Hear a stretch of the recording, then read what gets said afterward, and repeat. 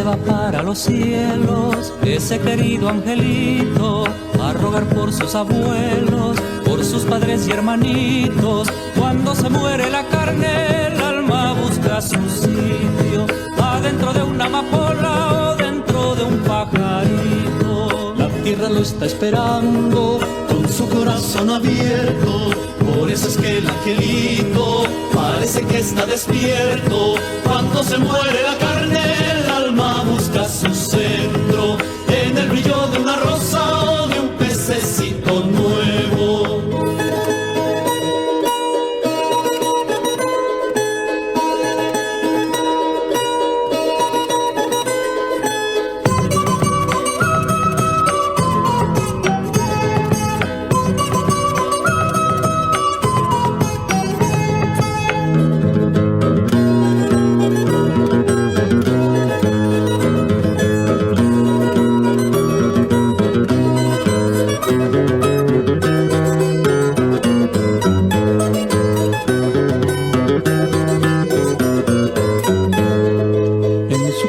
De tierra lo arrullará una campana, mientras la lluvia le limpia su carita en la mañana.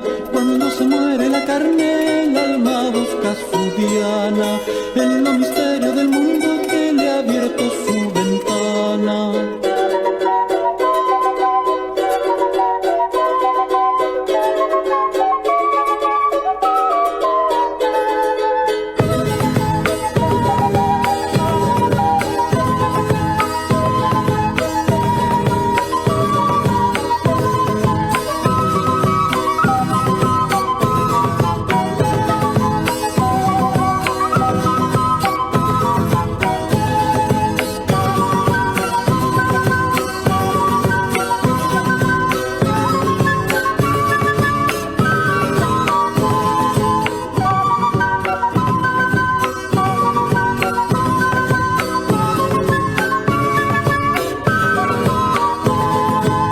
Mariposas alegres de ver el bello angelito, alrededor de su cuna le caminan despacito. Cuando se muere la carne, el alma va derechito a saludar a la luna y de paso al lucerito.